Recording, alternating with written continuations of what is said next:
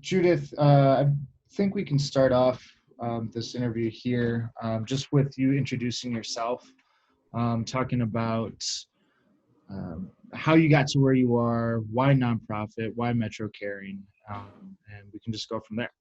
Sure.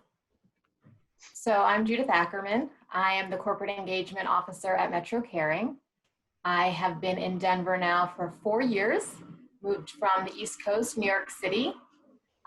Spent the majority of my career working in the corporate sector, mainly in financial services, focused on corporate events and marketing. Really enjoyed that experience, worked for pretty much your major Fortune 100 financial services firms, working across North and South America as well as globally on client events. But with the move to Denver from New York, it was a family decision to really change our lives and focus more on work-life balance, which is something that can be challenging in New York City. So with that shift, I made the decision personally to shift into the nonprofit sector. I had been very involved in philanthropy throughout my life, into adulthood, and it's something that I was really passionate about. So I really took some time to think about what are the causes that mean the most to me, and food and hunger is one of them. So when I moved to Denver with my husband in 2016, I started volunteering with a variety of different organizations to get a feel for the landscape. I also know transplants don't necessarily have the best reputation here in Denver, so I really wanted to get to know the community. And Metro Caring is one of the organizations that I found. And I started as a volunteer within weeks after moving here and just fell in love with the organization, the volunteer experience, the model that the organization works through of making sure that the food that families receive are nutritious and healthy. So a few months into it, I basically suggested that maybe I could volunteer in other capacities, and it actually landed in a full-time position on the development team. So my role as the Corporate Engagement Officer at Metro Caring is to focus mainly on our corporate partnerships, which is really a throwback to my prior career, in allowing me to keep one foot in that sector and really connecting to local businesses. But I do believe that as a business, it's important to give back to your local community. So I really do enjoy looking at opportunities, understanding the goals of each business, and trying to find how it could align with their values and our values so that we can really make sure that Denver is a wonderful city for everyone. Oh, I love that. I'm a big believer in that myself in terms of giving back to the community as a business, right? For what we do here, that's something that we try to ingrain in every type of core value or that foundational piece of any business, of making sure that there's some element of giving back that way. So I love that you're taking that angle too. That's pretty neat. When you're talking about the volunteer experience, what kept you coming back to Metro Caring? Like, what about that piece that really elevated above other experiences that you had? Absolutely. So Metro Caring is really driven by volunteers. There actually is a modest sized staff. And so really it's the volunteers who help make everything happen. Mm-hmm. And so I really felt like my time there was needed and it was valued. And so I felt very busy and productive. But one thing that's great about Metro Caring is that the volunteers are not only passionate and enthusiastic about being there, they really do create the atmosphere, the vibrancy of what Metro Caring is inside of our facility. But I was able to meet like-minded people who also wanted to give back to the community. And when you're new to an area or you're branching out and you're looking to build your network, make new friends, for whatever reason you want to interact with other people, there's nothing better than finding a cause that's important to you and then being able to be thrown right into a large group of people that also feel that way. So that was very special. But also because Metro Caring works directly with our community, you're not behind the scenes doing a lot of work hour after hour, and not really seeing the impact. Mm-hmm. So I hear a lot from our volunteers that at the end of a shift when they're with us, they feel like they actually did something meaningful and they actually feel connected to our community in a way that is very different from other organizations where you may not actually see your work apply to the impact. And so that really connected me to the mission. And also the staff were so professional. And I just really felt like, wow, I was so impressed. I could see myself joining that group. Yeah, awesome. Well, I have volunteered myself over there a couple times too, and I can attest to that. It was a great experience for sure. Oh, good. I sound biased because I work there, but I really try to let people know what my personal experience was that led me to becoming a part of the staff, because it can just sound like I'm very biased. No, not at all. You don't sound biased. No, and a piece that you said there was, really getting to know like-minded people. I think that's a huge thing that's misunderstood and not fully grasped by most people who haven't gone through a volunteering experience like that. That's something when I started doing volunteer work as part of what I do. That was something that was an unexpected surprise to me, and really being able to almost automatically connect with finding people that care about the same thing and then all coming together as a group. That was a great experience, which is another reason why I really try to ingrain it into what I do a daily, weekly, Right. monthly. So no, I love that piece. And have you seen, with everything going on right now, been a crazy year.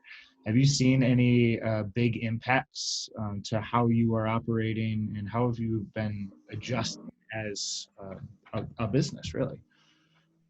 Well, it was a complete 180. And I do believe that pretty much everyone has been experiencing something like that. For Metro Caring, because we had so many different types of activities going on in our facility. So we had our fresh foods market where families could choose their groceries by taking a shopping cart through and selecting what they wanted for their families. We had cooking classes and clubs, really community-driven group cooking experiences.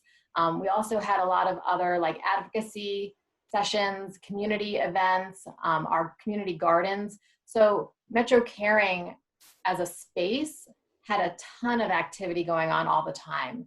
And so immediately we knew we could no longer use our facility because of the required safety precautions during the pandemic. So we literally had to move within days our entire operation outside into our parking lot. And we had to suspend our group activities like our cooking clubs, which had to move to a virtual experience.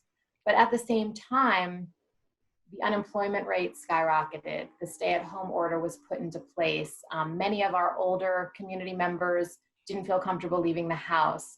Many community members were in those higher risk categories where coming to Metro Caring just wasn't going to be a possibility. And that also affected our volunteer base as well. And so we knew that to socially distance and continue to stay open was going to require some innovation. And I'm so proud of our team on the ground for doing that in a matter of days, literally. And they will say that they didn't get it right the first time, but it is truly a well-oiled machine right now. We had to rely on many fewer volunteers in order to maintain safety. And we also needed to recruit new volunteers because we couldn't rely on our volunteers who were 64 or older. So actually it worked to our benefit that many businesses were having employees work from home because folks were working from home, maybe found themselves wanting to get out of the house. And so we actually have almost what I'll call a new generation of volunteers. Several hundred of them are now regularly volunteering with us who actually had never volunteered with us before COVID. Wow, several hundred, huh? Well, because we have to make sure that we're separating our morning shift and our afternoon shift and our late afternoon shift because we felt that the most important thing we needed to do was to be safe and stay open because our community was really relying on having access to healthy food because so many gig workers and restaurant workers and so many people were finding themselves out of a job who were coming to Metro Caring for the first time, never envisioning themselves having to receive food assistance. And so we had to be there for them. And so we implemented a walk-up distribution, a drive-through, and then we started delivery. And so we've actually seen a threefold increase in the need for our food than prior to COVID. And so we feel that it's necessary to do everything we can to stay open. And we've successfully been able to do that. But it wouldn't have been possible without all these extra volunteers coming in and sharing their time with us, because we really can't do the work without them. Yeah. No, that's great. I didn't know you had all of those events going on and all of those types of activities. That's a great addition to what you guys do. I believe cooking is one of the lost arts in this day and age, of being able to do that yourself and do it well, and really do it healthy, nutritious, and so that's awesome that you're integrating that. And it's what's the phrase, you teach a man to fish and he can fish forever, or exactly. But yeah, you give a man a fish. Yeah, that analogy, absolutely, it's true, because we know that hunger is just a symptom of poverty, and unless we're really tackling the root causes of hunger, we're just going to continue distributing food indefinitely. Metro Caring's been around for over 45 years, and we know that it's not a lack of food. So our nutrition programs are really key, because people need to understand how to make healthy food choices, but also we need to learn from our community about different cultures, different types of food, and it not only builds community, it builds resiliency. Because if you're struggling, if you're going through an issue in your life that causes you to come to Metro Caring, what better way to emotionally feel more stable than to build community with people who want to spend time together? It's a special space. Yeah, no, I really like that. That's great. And the new programs you were mentioning that, I guess the new distribution strategies, the drive-bys, the drop-offs, those types of things. Is that's brand new to what you're doing right now because of the pandemic? Brand new. Never been done before at Metro Caring. And we expect to continue our operation in this way for the foreseeable future, because we need to keep up with the demand. Yep. And with all of the economic issues and struggles, with the unemployment distribution being reduced shortly, with the eviction suspensions being, expiring soon, we actually expect it potentially will get worse. And so we cannot safely move everything back into our building when we're working with so many community members right now. The volume would prohibit it. And we know that safety is our priority. Absolutely. No, that's great. And so when you're saying it's going to continue in the foreseeable future, are you talking even post-pandemic, once all this gets resolved? Is that something that you want to continue to do as well? Or? Well, do you have a crystal ball? Do you know when this is going to end? Because truly, until there's a vaccine, right, what will our reality look like? And so we need to be prepared to sustain what we're doing now. Yeah. I know that a lot of people like to ask the question, what's been going on during the pandemic that you think will continue afterwards? And I think that's kind of what you're getting at, maybe. We realize that delivery is critical, that Metro Caring is an inclusive space. We actually don't have any intake requirements to come and receive food. Everybody is welcome, but we know that a barrier is sometimes transportation. And so the delivery service, I think, is something we definitely believe would continue, because it really is making sure that access is available to healthy food to individuals who maybe can't leave their home safely. Sure. No, I love the adjustments that I've been seeing just in the community and across the board have been really cool. Yeah. Well, there's this obstacle here. How can we still do what we do? Because obviously in your case, people need food. So it's important to figure out how to continue to do what you're doing. So I think that's a great idea, and being able to make sure that's done safely is very important. So that's neat. Going into the future with the pandemic innovation. Yes. So when you're talking to businesses, right? So that's a piece that's is a part of what you do, and getting them to want to volunteer and to donate and do food drives and do all that, what are some of the good ways that businesses can get involved, and how can they reach out? Absolutely.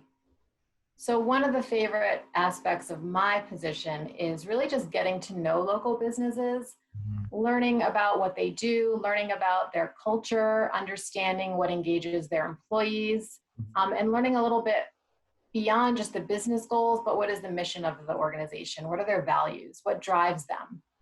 Because it's by listening and learning and understanding what drives each business, because they are very unique. I can determine if there is an alignment that makes sense to engage businesses with Metro Caring.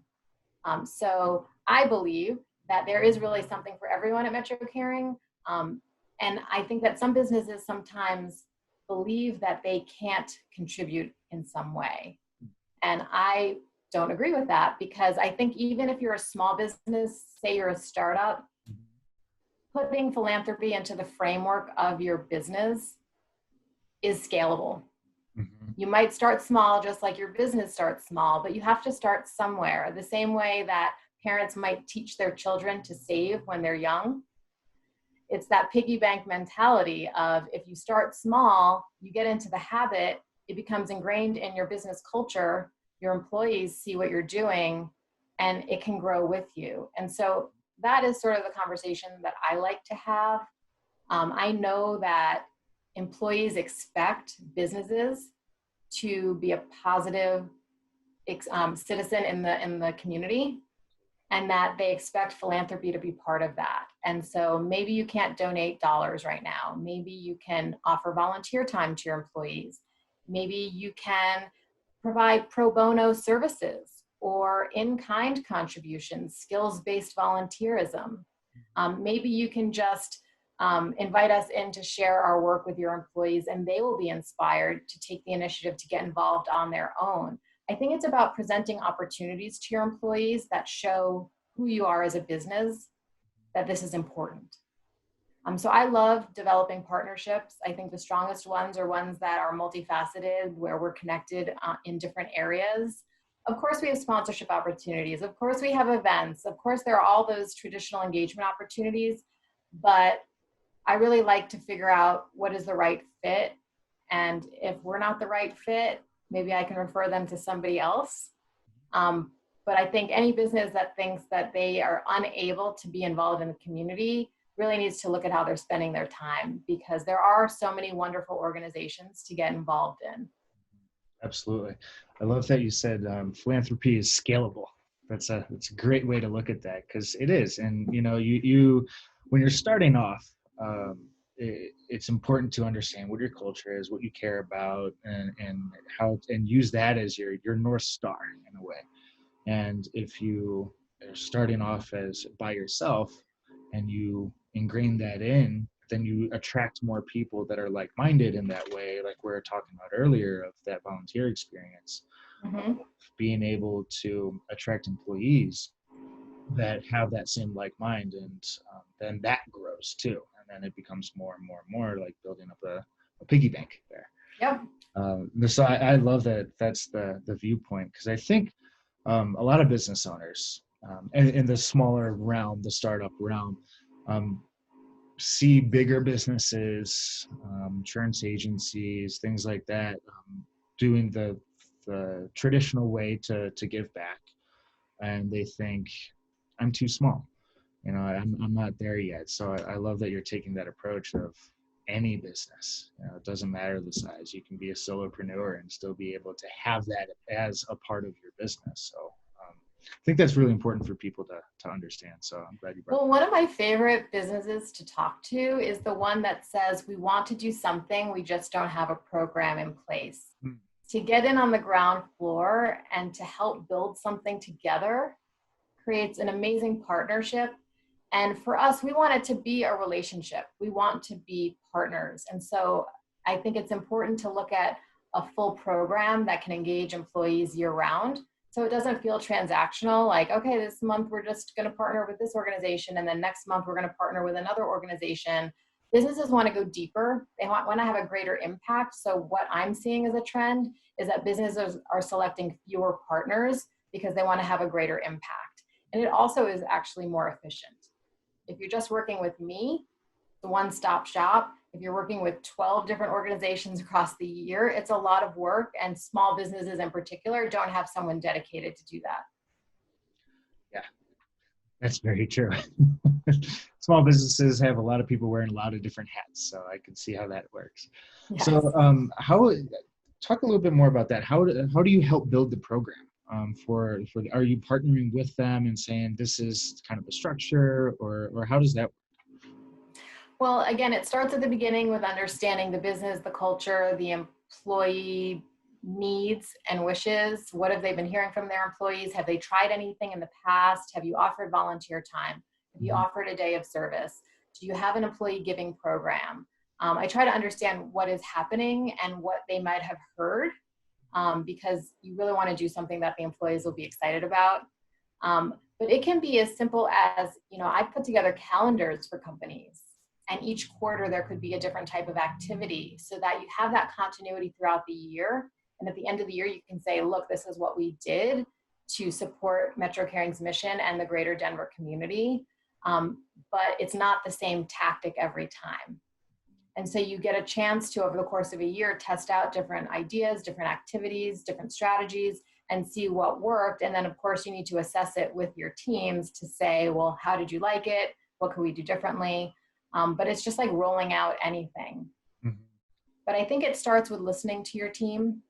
A lot of successful businesses have employee committees that do community outreach, so that it becomes the decision of the employees to understand what's important to them. But really, I say, let's just start a conversation, because it's not one size fits all. I'm not trying to force a company into doing some sort of program that I've already created. It's about creating something together. Awesome. I love that. There's a lot of the small business owners I talk to, because of all the hats that one or two, three, maybe three people have to wear, to say, yeah, I want to do something like this, but I just can't figure out when can I put this together? So that's a great offer that you're able to do, putting together a calendar.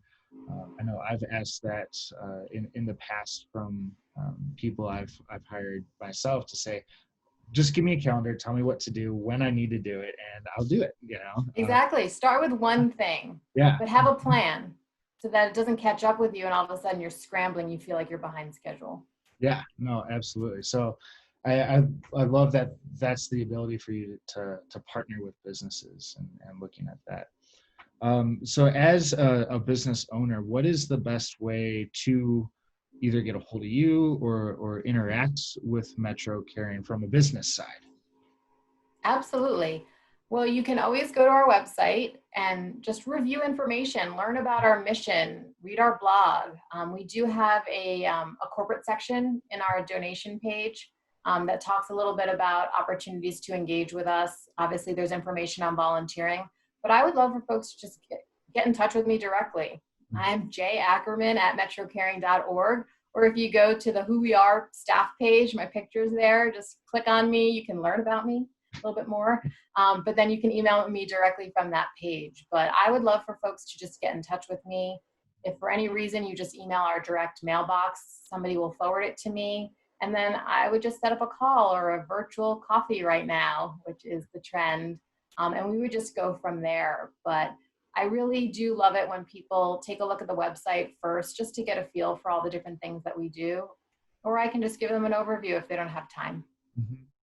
Awesome. That's great. And is there a big difference between how Metro Caring interacts with businesses versus an individual who's looking to volunteer as well, too?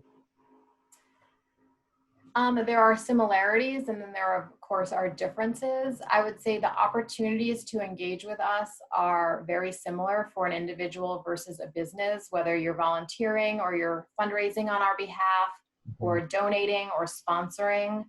I look at all of our volunteers and all of our supporters as people who potentially work somewhere, so it works in reverse. You don't have to start with the business. You can start with the individual and just get an introduction that way. But for businesses, I think because there's scale of employees, depending on the size of the business, you can offer a lot of opportunities to engage, and there's generally enough interest. So some of the larger businesses in Denver volunteer with us every month. Some people choose to do it quarterly. Some just focus on a day of service. Some choose to sponsor events or sponsor programs. I think that there's an opportunity for an individual to do all of the same things a business can do. A business just can do it with more people. Yeah. Okay, great. I just wasn't sure how that would work too, because what I was thinking there is, individuals can come and how I look at culture and change and things like that is it's bottom up from away. If an employee gets interested in Metro Caring and then says, "Hey, manager, we should do more Metro Caring stuff," right?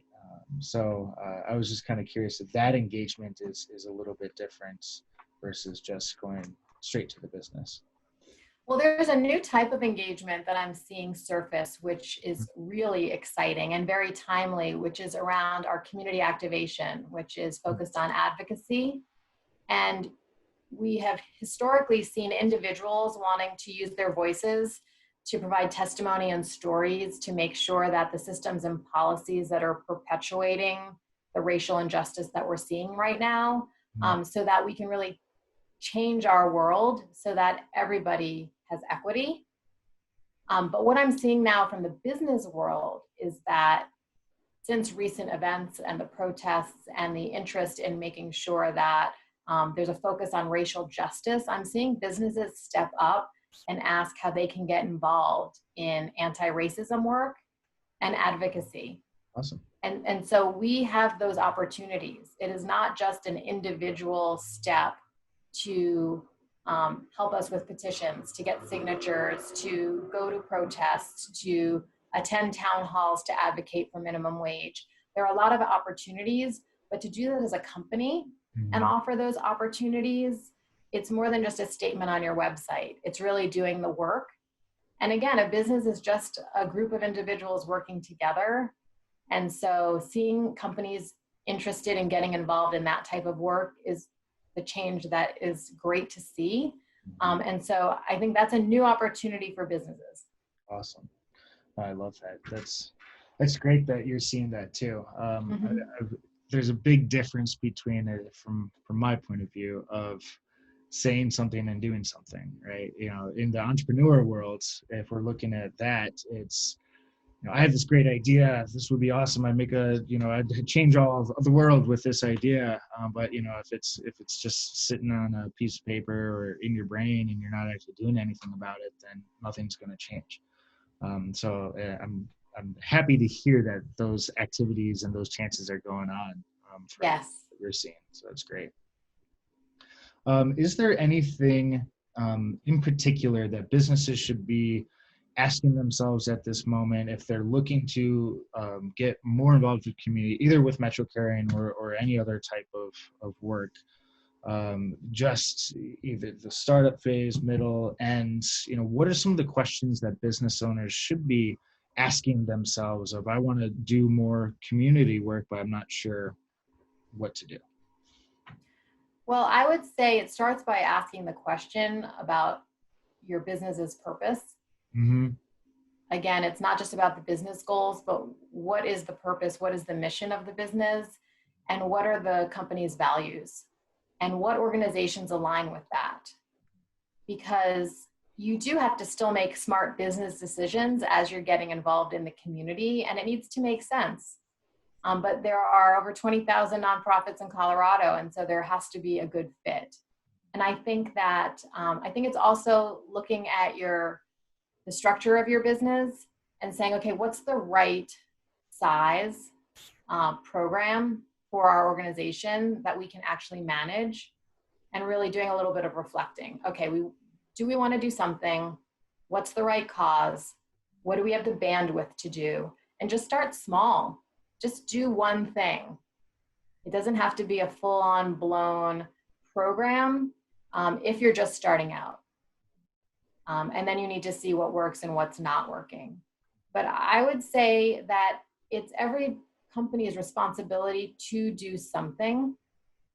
And there are unlimited choices of what you could be doing to make sure you're supporting the community. I would say that one of the most important places to start is actually looking at equity within your own organization. Because people who come to Metro Caring are working and they're not making enough to make ends meet. And so are you a business owner, and are you paying your employees enough to actually provide for their family? Are your benefits fair? Do you have paid sick days? Do you have equal opportunity for advancement? What are your recruiting practices? Do you have a diverse team? I think in order for an organization to talk about racial justice, to talk about the inequities, they need to make sure that their business practices are reflecting what we want to see in the world. And every business has the opportunity to at least do that so that they can make sure that their employees are not people who come to Metro Caring for food. And if every business did that, maybe Metro Caring no longer needs to be there as a nonprofit. Maybe we could become a cooking club and a gardening center.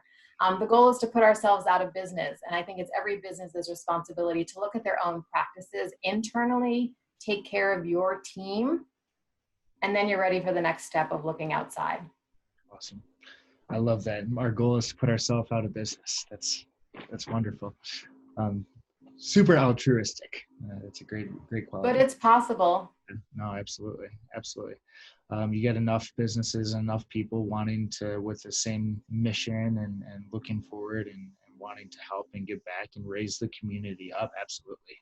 So I definitely support that mission and that statement there. That's great. Thanks.